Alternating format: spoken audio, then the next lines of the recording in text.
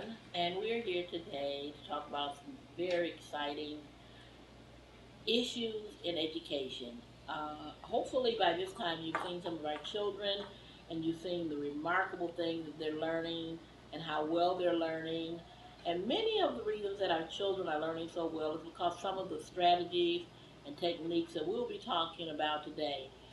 This is intended to be a webinar training. It's an informal training, and we're going to be talking about blended education and blended learning today. We also will be talking about data-driven instruction, and we also will be talking about curriculum-based measurements. And the group that we have before us today, our group and a pool of educators who have looked at these particular models and made some real good assessments about these models and how they can be integrated into the classrooms for teachers. And hopefully that what you will find today is best practices and ways that you can integrate these great ideas into your curriculum, into your day-to-day classroom teaching hours to produce the ultimate in education. So welcome again, and just enjoy our informal training series. At this time, I think we will first invite our blended learning group to start our discussion for today. Okay, before we get started, there are some handouts that each of you will receive. Two that I'm going to talk about and present before you is Achieve 3000 and My Access. So I have the My Access pulled up onto the iPad, so I'm going to go in as the teacher, and then I will walk you through this particular program.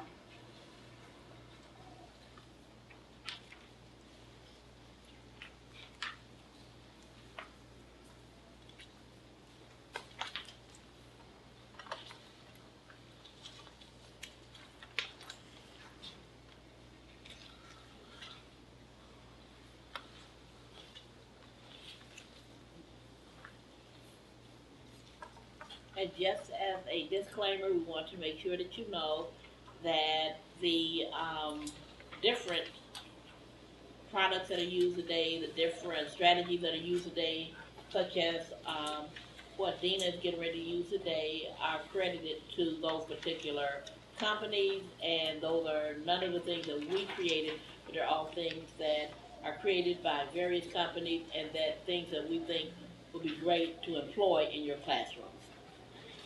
Okay, so as you can see, I have entered my website for the My Access. So as a teacher, the first thing you'll see is if the information is correct. So you just would hit, yes, it's correct. And then these scores would show you where your students fall on the spectrum. As of right now, my students have not done any current work, so I don't have any data to show you. However, I'm going to take you to groups and assignments so you can see how this program can be an asset in your writing program. And then I just confirm that it's me. And then here you have students, assignments, status change, and then delete. So I'm going to take you to assignments. And as you can see, there's two already listed. However, I'm going to add one so you can see that feature. So the first thing that you do is go to the grade level that you're looking for. So for me, I would go into grades 4 or 5. And then from there, it will go to genre. And then I'm going to do narrative. And always hit done. And then I'm going to go with the at My Access and teleprompts. That means they provide it for me. And then I'm going to do a search. And then you scroll up, and then you get all the categories that you choose for your students. So one of them could simply be a healthy change. So I'm going to select that one. And then here you have the option to use My Access, Lexipedia, or Seek. These are if you want them to go onto the internet and use a link. So these are the appropriate websites if you should choose to have them to do that. So then this is the assignment availability. So it's an active assignment. and this is not going to be considered a practice test, so I want to score everything that they do. So I will leave that as a no. And then the submission allowed means it's unlimited. There's no time length that they have to complete this assignment. However, it says assign to grade, so I would assign it to third. Do I want it to be tracked? Not at this time. Start date today, end date December 31st of 2014. So they have a year out to do this. Then the hour availability, I'm going to have them do it from the hours of 9 a.m. until 4 p.m. the school day. And then it can be daily or on the weekends, and I'm going to have this be daily. And then I move on to the next one, and now this is how it will be scored. We can use the 4-point scale that we're all accustomed to, or it can be the 6-point scale. So I'm going to leave it at 6. And then I only want to focus on organization, focus and meaning, and mechanics. So what I eliminated was the mechanics and conventions, and the focus and meaning, as well as organization. And the readability, I'm going to leave that on so they know where they're writing at. And then here's where I set up the feedback. So I want my tutor to work for them, so if they needed a spell check, it would be enabled. And then I also want them to have these areas checked, so I leave that as is. Then I set it up. And then I have them to use a Venn diagram, a checklist, a notepad, a cluster, or a KWL. So whichever one you want them to use, you go ahead and click it. So I went with the Venn diagram, and I'm going to save and assign. So now I can go into the assignment, and then now I can go to iSeek, and then I will put in the link. So healthy change might be related to food.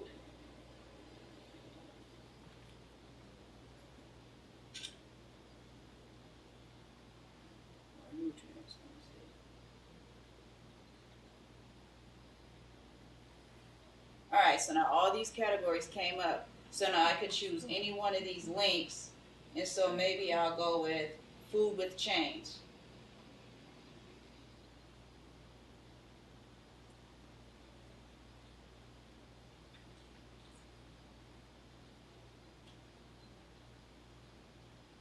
And now this came up, and then they could go from there. But they have an assigned link, so they can't go anywhere else but to right here.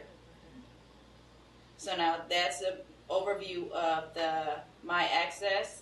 And now I'm going to switch gears and go to Achieve 3000. So I have Mr. Austin, who's going to enter as a student. So, and if at this time, are there any questions or anyone would like to chime in on that? That would be very interesting on the My Access piece. And anyone can chime in on this point. So are the children allowed to access the internet beyond that particular? Not if it's been set. So the children are safeguarded from going in at the website? Right. And it would appear then that this probably will tie in very well with data driven, because based on the data, you'll know on My Access what kids need to be where. Mm-hmm. And what they need. And what they need. And are you able to adjust it so you have requirements? They're all working on that nutrient one or food, but are you able to adjust it that somewhat students that you expect a little bit more from most can do it? definitely. You can scale it up or down. So then they're all working on the same thing so that they don't know? Right. Oh, okay, good. And then also you can also hide the readability. So if you had a neighbor, they couldn't say, oh, you're doing a 3rd grade passage. Oh, okay.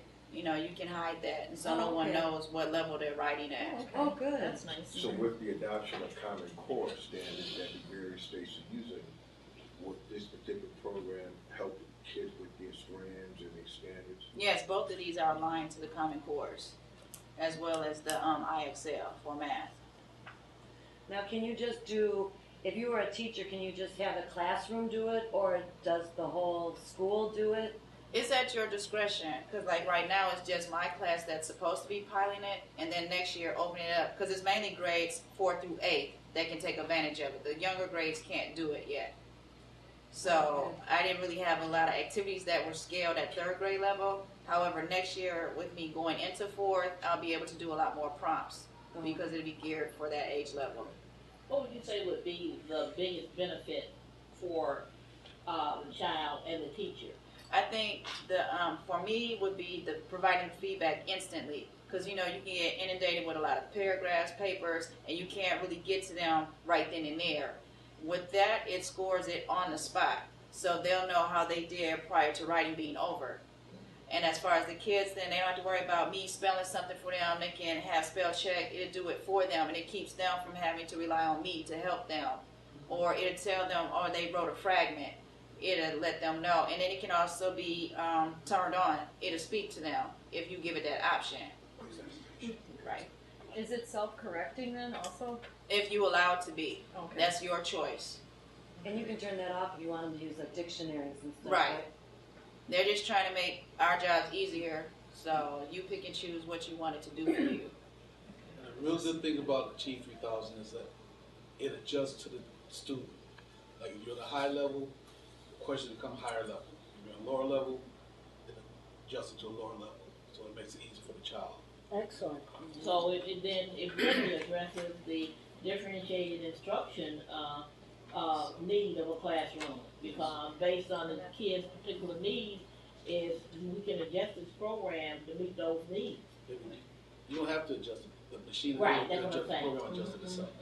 Yes. Is the system child friendly? Very well. Like if we were able to have this on a PowerPoint presentation, you would see how friendly it is. Instead of just hearing me say, you could have interacted and got on and did it with me.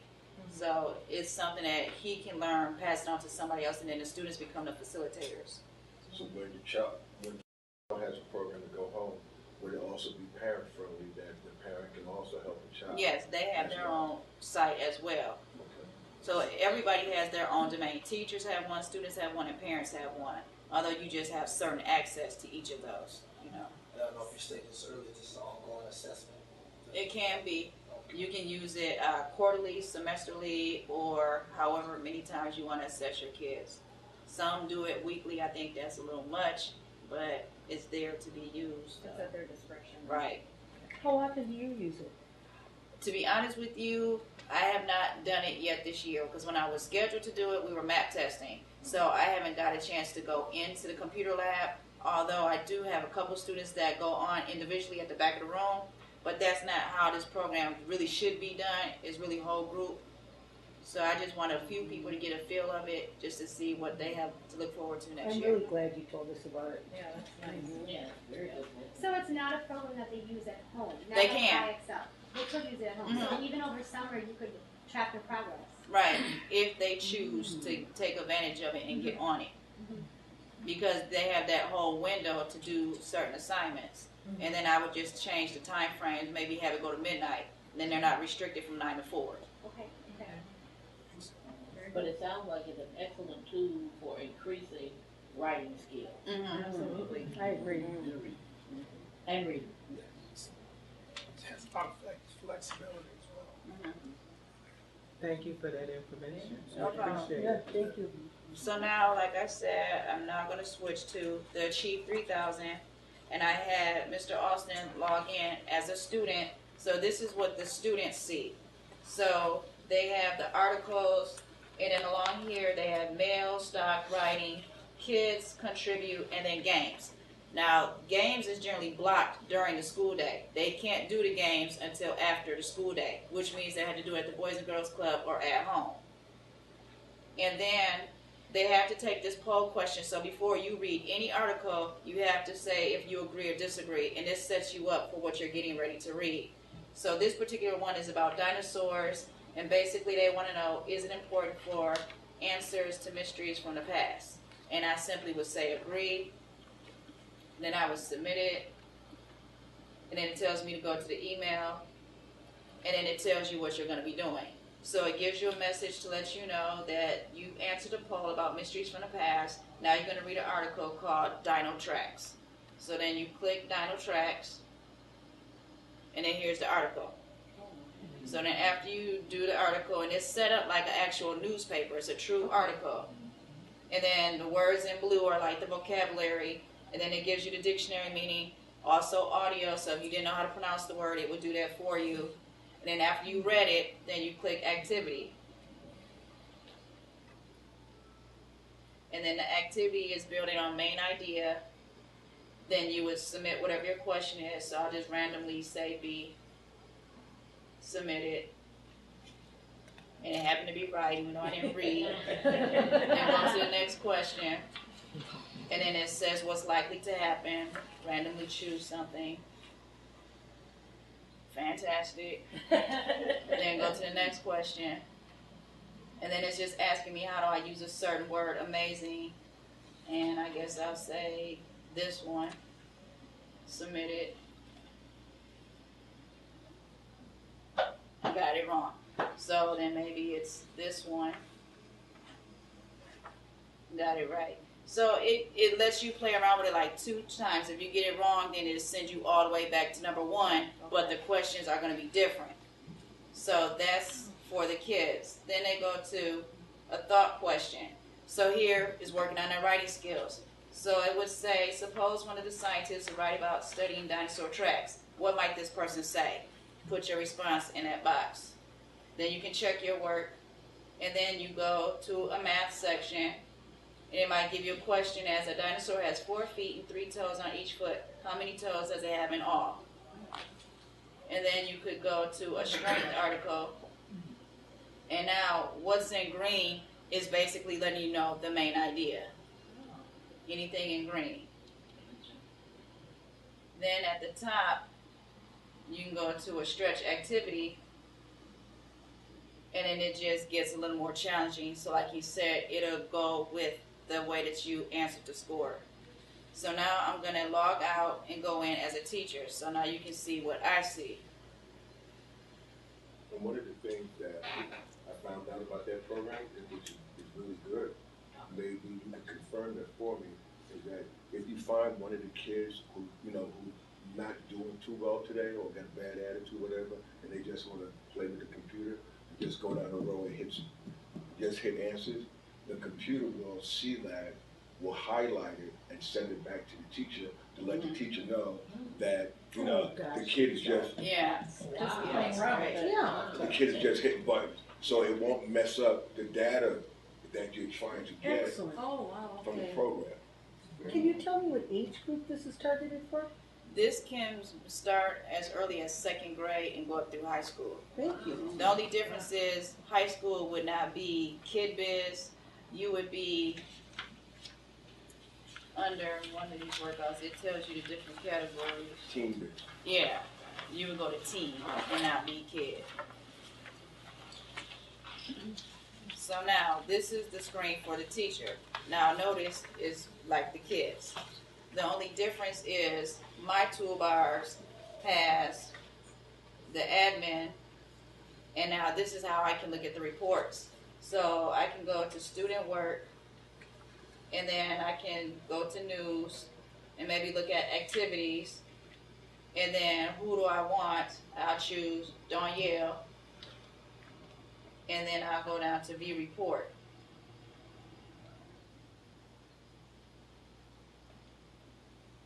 And it's being pulled up. So now it lets me know that he did complete the activity. Let me know his Lexile is 459. And then the first part, he had a 75%. But when he did it again, because remember I said it'll send you back, he scored an 88. And then it gives him some tips on how he can maintain his Lexile level. Then I can go to a different report, which can be the technology unit. And I'll choose a different student, Monet.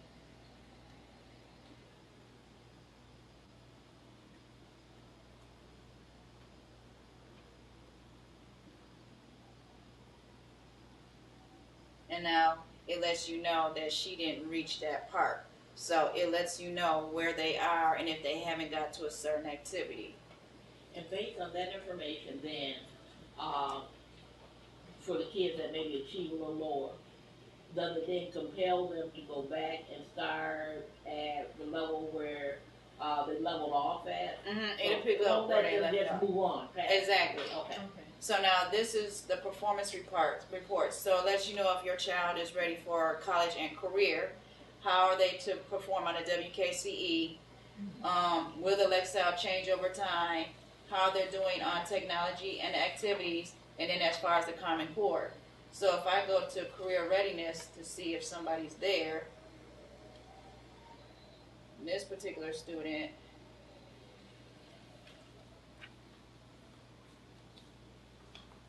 Can it tell you if a child is college or career ready at maybe let's say 5, 6, 7th grade based upon the Lexile? it does that. So like for her, she has a 628. She only needed to be at 554 for 3rd grade. So it lets you know that she's on track for college. Oh, excellent. And then it gives you like a little synopsis on what she could be doing to stay on track, and then how her parents could get involved. Wow. Oh, is he going to be bringing the parental piece? And then another part that I also like that I found out would be the Lexile. They can come in as high readers, but if they don't maintain that, they can slip. So choose a different student.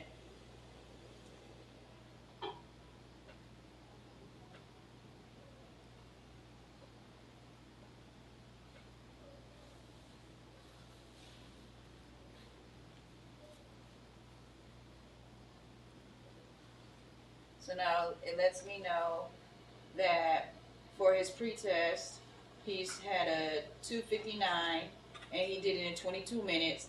However, when he took it again, he went up to 6:40 and it took him 55 minutes. So you can tell that the first time he just kind of rushed through it. The second time he took about an hour, and then his score went up dramatically. And then he too is on track for college. So, I mean, the program lets you know probably more than what you wanted to know. It's just how you use it. And then you can play around with the levels. And then you can set the level up for your students. So, if it allowed me to do that, because I'm not really within a class.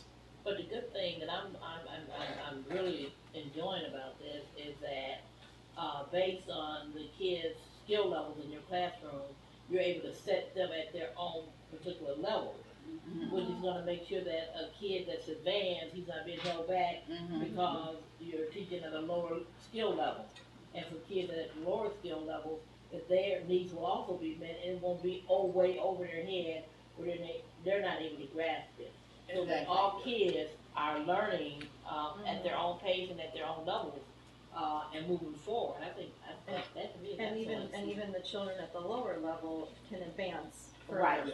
Yeah. Oh, So it doesn't keep them there. It's not stagnant, and they get to move. It might take some time, but like I said, you set the bar, and then either they'll match it or they'll grow on their own. Some probably stay put. I got a couple that really haven't really moved, but they're still little increments of growth. It's just not where I want them to be at my pace. And then here they have units. So if you're working on a science unit, earth and science, you can go here and it will scale the articles based on what you're talking about in science. So you could do 2 subjects in one through this program. Across the curriculum. So basically what you're saying is that it's less teacher directive and more student directive. Right. And kids like to have that freedom of seeing their own personal progress. It's almost like what we was charged to study, the blended instructions. I guess if you talk about what we're going to talk about next, you see how well it coordinates. It does. It does. And then the final piece would be the games. So see if I can enter it. So now it has Connect 4, Bridges, Simon, Rush Hour, Concentration. So I'll just hit Connect 4.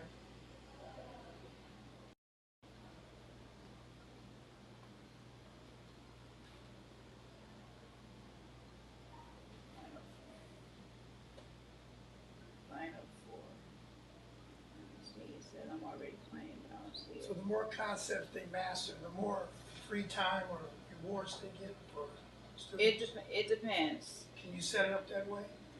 The more That I can't skills speak that they, to, but I'm assuming you can. But it I would have to look more. It could be interesting. Yeah. because a child will work harder if they have more It's some kind of gains reward. rewards. Right. But I'm also assuming if you're in the science lesson and it goes to, if you go to the topic that you are learning about, it will go right to their level. So it's almost like taking your science book and putting it at their level also. Their level, yeah. Actually, maybe a student has to play. How can the parent get involved in that? A letter During the goes. summer. Well, a letter to let them know that their child is even in the program goes home, and they have to sign off on it. So they get their welcome kit that way, and then they have their own password that they can access from home or work or their cell phones, however they want to do it. And then it's for them to see it through. All I can do is introduce you to the program, but you have to take the initiative to do it for yourself. But it's a good thing, but at least the parent has the ability. Right.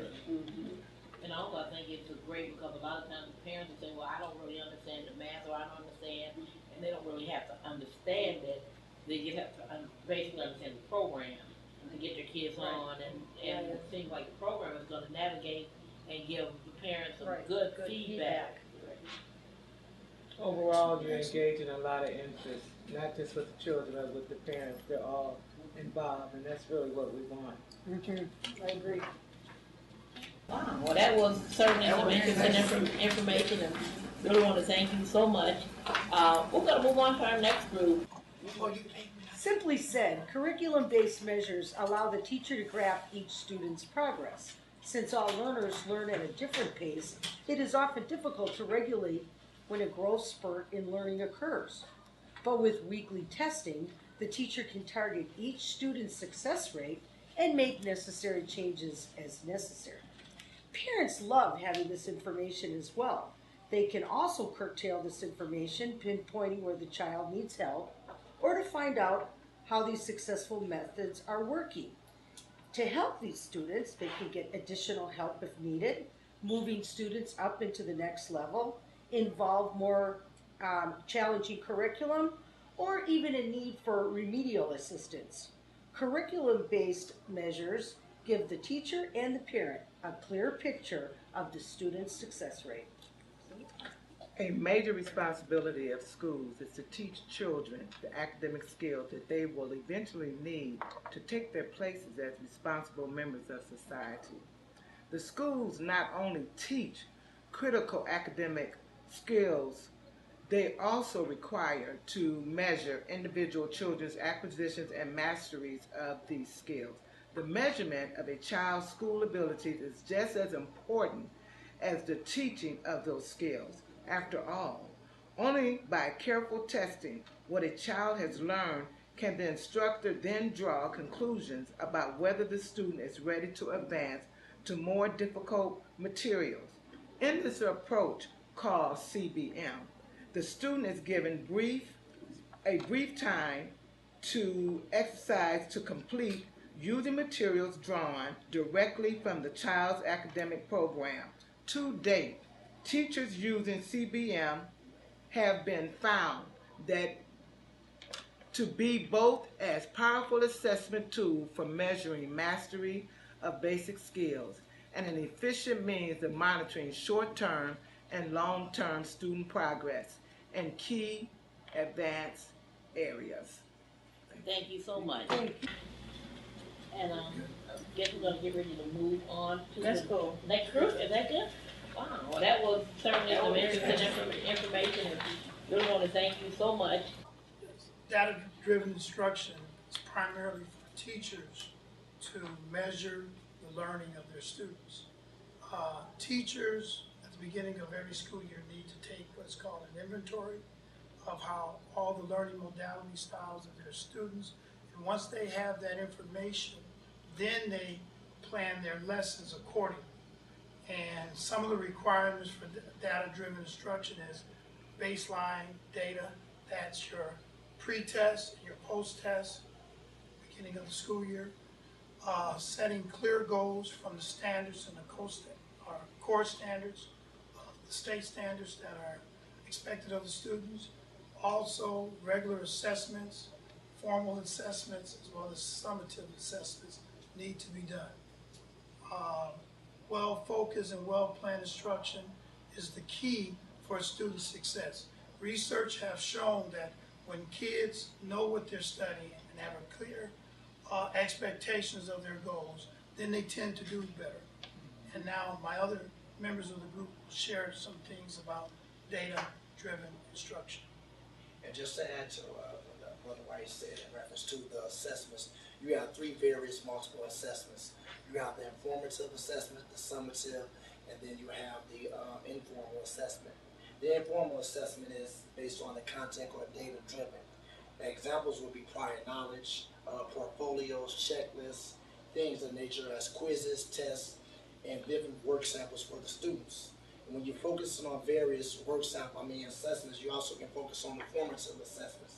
And that's the data driven that supports the conclusion made from tests, standardized tests, and consists to WKCE, Terra Nova, MAP tests, or also the our basic test, which is going to be obsolete in a while.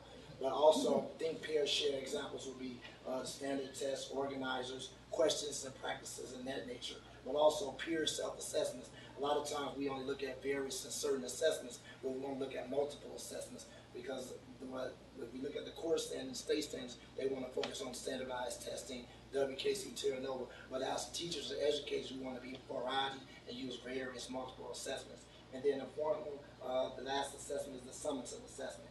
And that's the summative where it can be quarterly, it can be in the middle, or it can be at the end, which is Brother White talked about for us, the pre, post, and the mid test.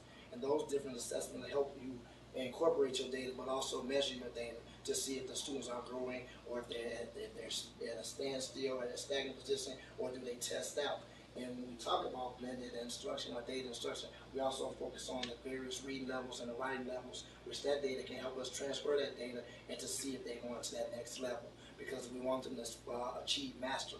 And that we can target in and focus on those capabilities and those instructions based on the formative, informative, and summative assessments. That's excellent. And how would chapter or unit test play into? Could that be another way of assessment and looking at your data driven information using chapter test or unit test?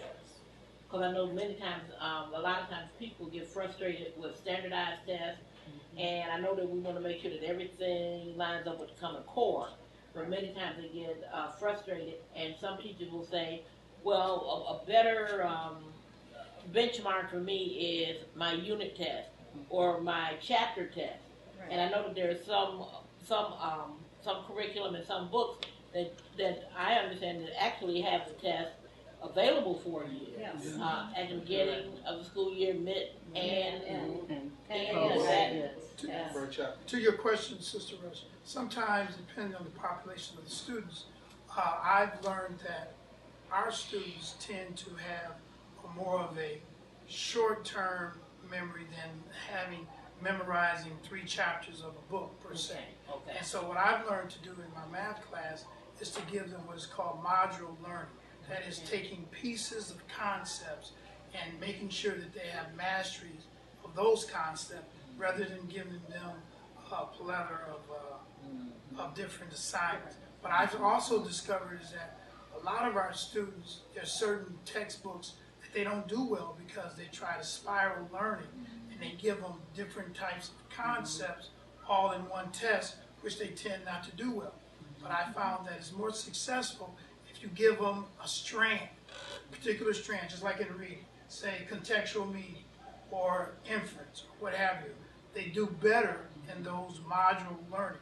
And that's taking little bits, a piece of learning to give them to succeed more. That's what I've learned. Yeah, that's another way to use the data instructions, is that based upon whole group discussions, you can plan, generally speaking, what a lesson is supposed to be about. But then, as Ms. Dewberry was saying, is that once you do that, you can then focus on those students who have a particular need when you go to small group, because data-driven instructions allows you to do whole class and to interface with other, other ways of teaching and other ways of helping kids learn. So then you can focus and target those particular students and their particular needs, because maybe some kids may have trouble inferring, and you may have some kids comprehending.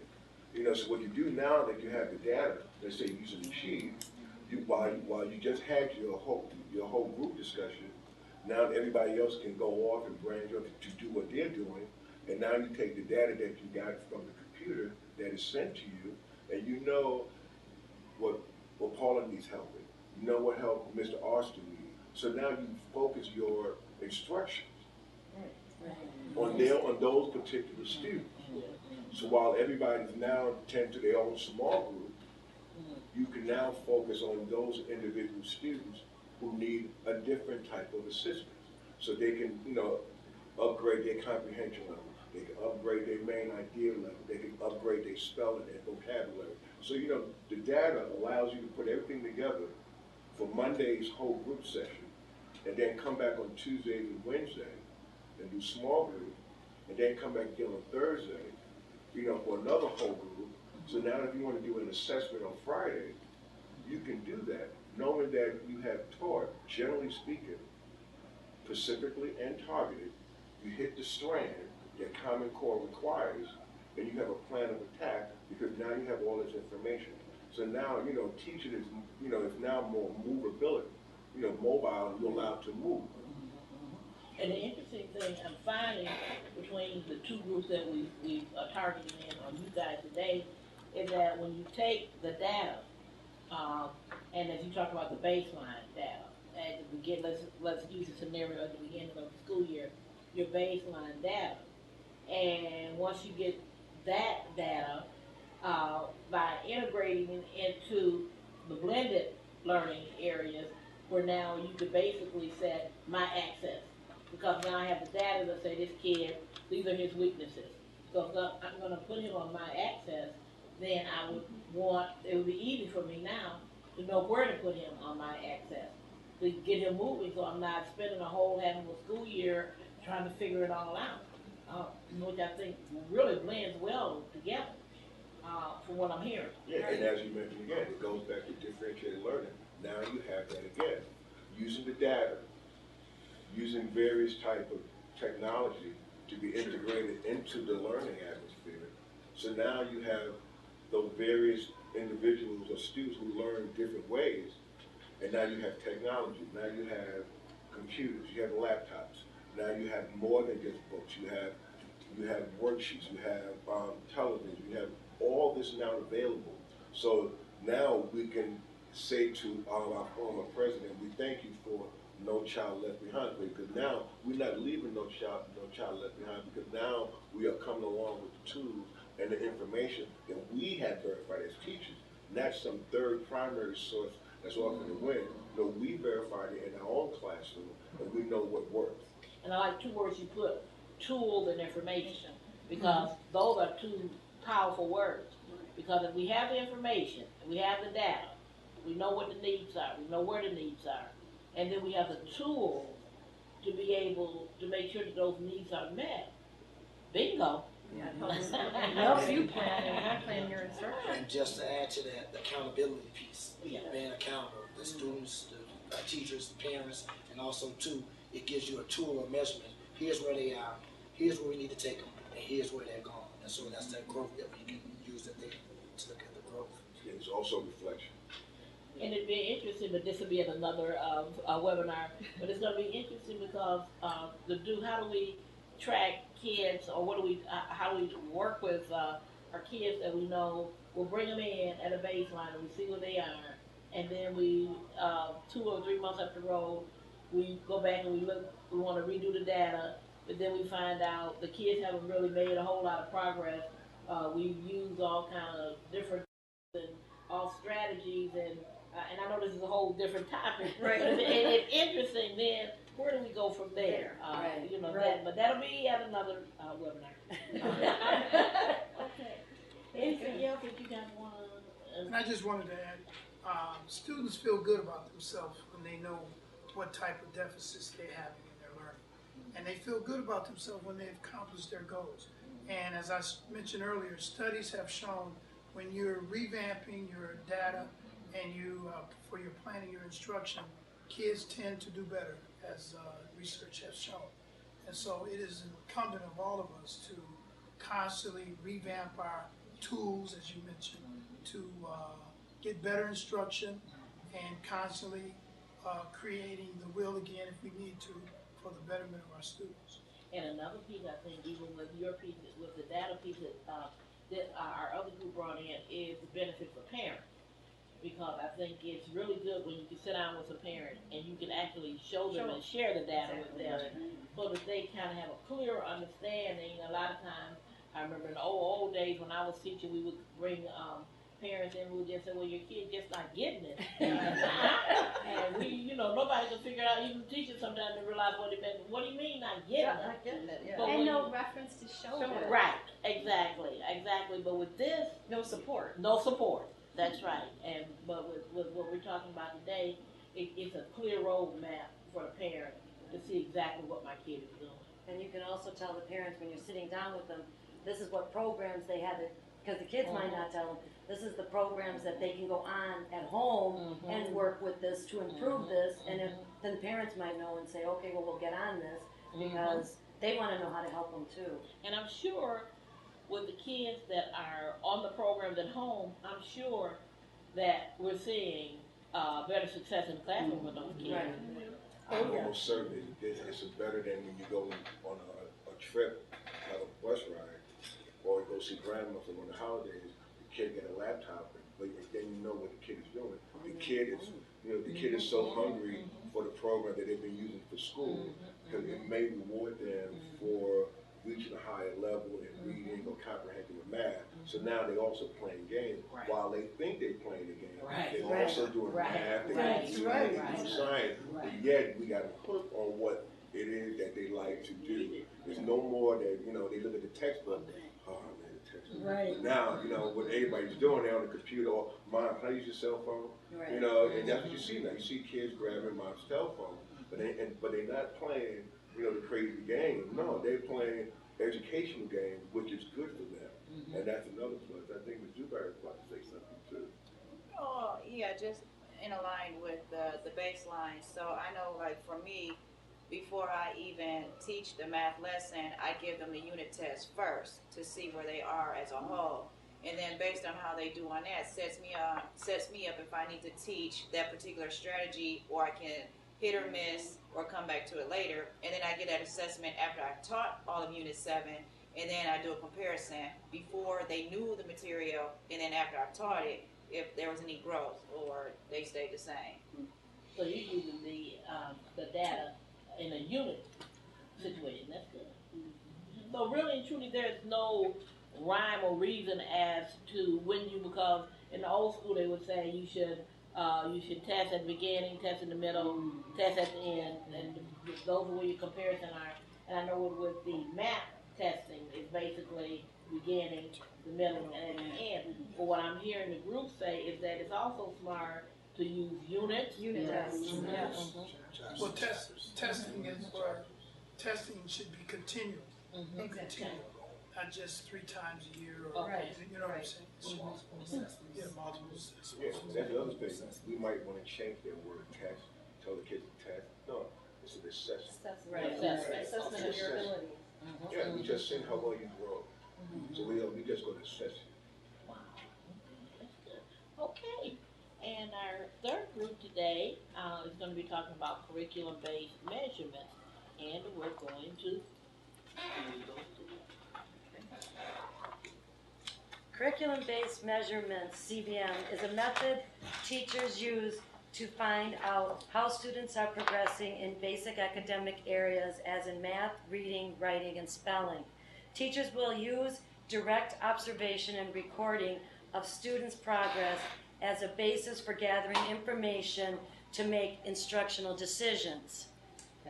As stated, curriculum-based measures, CBM, is a tool used by teachers to measure the progress of students over time.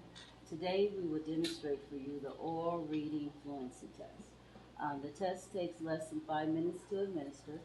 We place the student copy in front of the student, and the administrator has a copy that is positioned so the student cannot see what they're recording. Using a stopwatch or timer, the student reads out loud for 1 minute. The examiner notes the errors that the student makes and subtract the number of errors from the number of words read. The errors that are counted are mispronunciations or substitutions, omission, those are words skipped, insertion, words added that are not in the text, and word reversal. Self-correction is not counted as an error. Next, the results are recorded on a fluency record sheet. Finally, the student's progress is graphed on an oral reading chart, and the chart allows the teacher to show the student's progress in words read correctly per minute throughout the year. We will now have a demonstration of a curriculum-based measurement in reading. So Judy and I will demonstrate a 1 minute oral reading. It is taken from the 21, the reading program that we're currently using. However, whatever reading program you're using usually has these passages in them. Okay, so what I'm going to do is I'm going to put a sheet in front of Judy. I'm going to have the same sheet in front of me. On my sheet, I will be marking any of the mistakes that Judy reads while she is reading the passage to me. She will not know what I'm marking and what I'm not marking. Okay? So we'd set the timer for 1 minute. And I would say, Judy, whenever you are ready. Okay. New friends.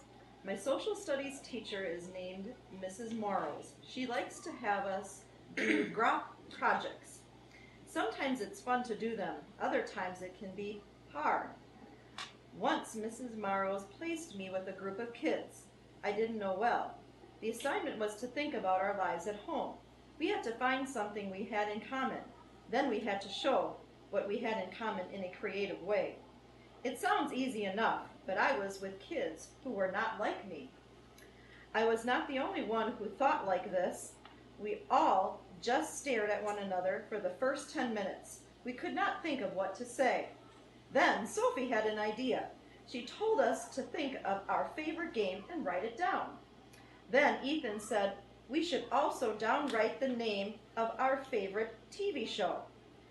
And Ben said we should write down our favorite subject in school. Sophie glazed at our lists of games, TV shows, and subjects. Very good. So she finished the passage in 1 minute, so all the words would be counted. If the child did not finish the passage in 1 minute, you'd make a mark and you'd count the words from there. In this passage, there are 175 words. She did mispronounce 2. There was 1 omission, 1 insertion, 1 word reversal, and 1 self-correction. The self-correction does not get counted as wrong because they said it wrong, but they self-corrected themselves.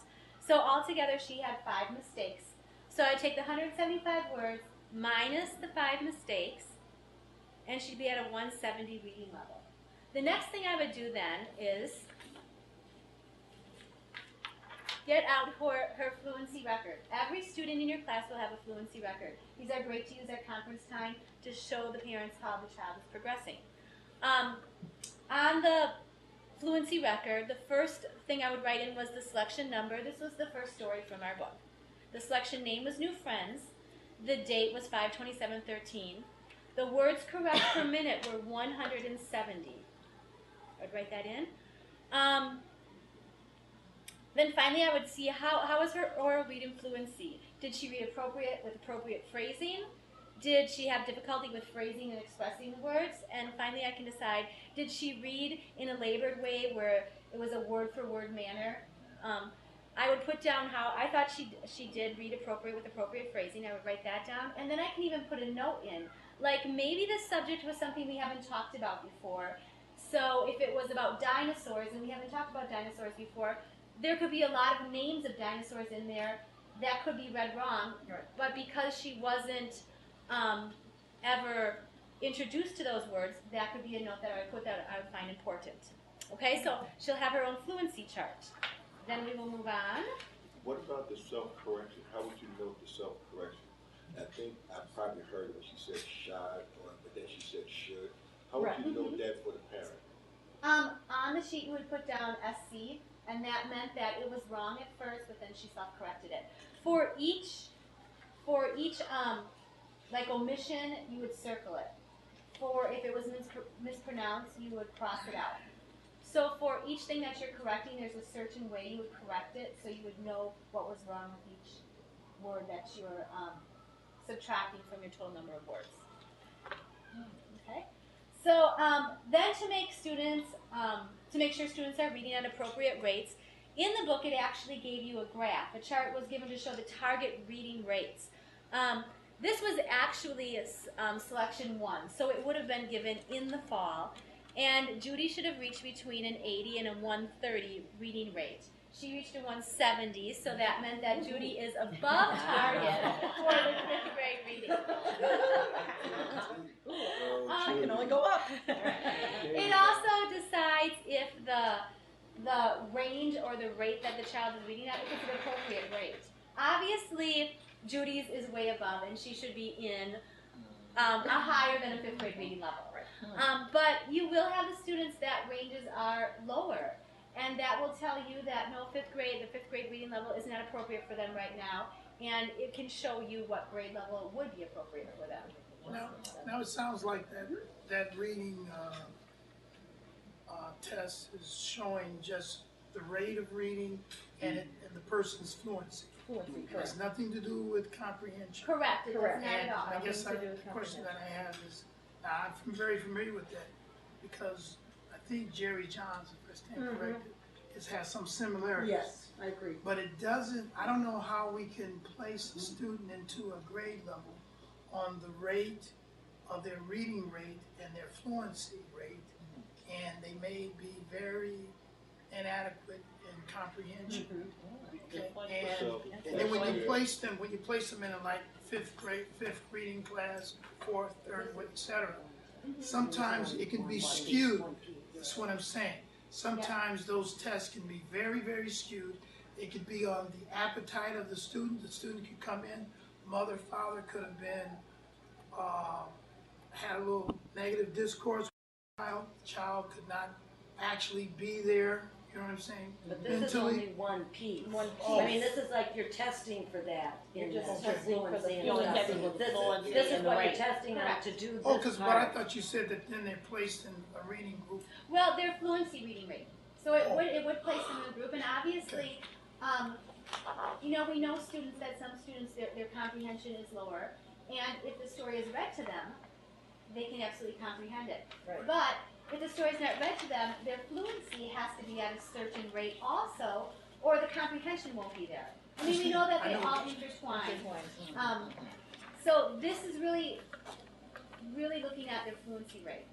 See, the other thing about it, if you look at all three of us right now, you look at what Mr. Austin and Ms. Debat are doing. They have their program which talks about comprehension, main idea, and we're looking at the data to see where our kids are at, and we can focus instruction, target strands, and then when we're not doing whole group discussion, we can do what you guys are doing, small group discussion, and you are focusing and targeting on those kids that should, get another extra push. So if you take us all together, I agree. we got the tools, and we got the information again, and we can make this happen. But see, acknowledging that we know what we're doing. See, that's another thing about it. We got to be competent and understand what we're doing. That's the other thing. That's the other key. Because see, that's what the kids and the parents are counting on. They're counting on us to know what we are doing. And that's the key, and that's why we're doing this informal training today for teachers, is because we, I think, have looked at these topics, and I think that we have a really good working understanding. But what we want to do is make sure that other teachers understand just what you're saying and know what they're doing. And what I like about what you said is because the kids and the parents are counting on us to know what we're doing. So that's why this is so important today, because if the teachers in your language do not know what they're doing, then we let down the kids, we let down the families, and we really let down our communities. That's right. And I also think it just goes to show how they're intertwined with one another Right. as well. Right. So And how we can now actually pinpoint exactly where the child is having problems and work on that. And this comes right out of the curriculum that we're using. Mm-hmm. So, I mean, this is right out of our curriculum, so it's right, tools that we have right here, right now. Which is another form of measurement and assessment. Right. To determine and to get you to that goal. Yeah. You know, and we're right on target when I say it, because last summer, you know, the administration made a big effort in getting us the information and tools that we need. And, you know, so now, you know, this is our first year with the new equipment and tools. So, you know, it's going to call for some tweaking and some reflection.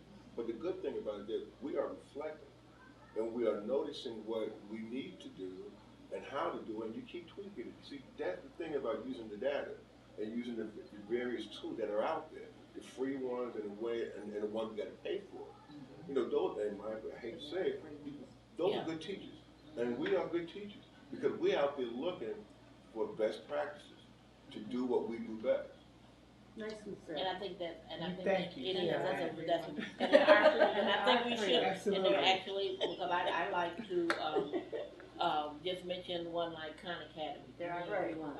That's an excellent one, and I know that IXL is one, that we're using, and that's a good one, and there are many of them out there, and so, probably with the next webcast, we may even bring in a list, and, maybe along with your tape, also give you a list of the ones that are free and the ones that are not free but just good. Right, And so I think that you guys have done a wonderful job in bringing, I think, just wonderful information to educators and to, as you said again, I like the way you said it, that we got to know what we're doing because our parents and our children, our communities, and our world is counting on us.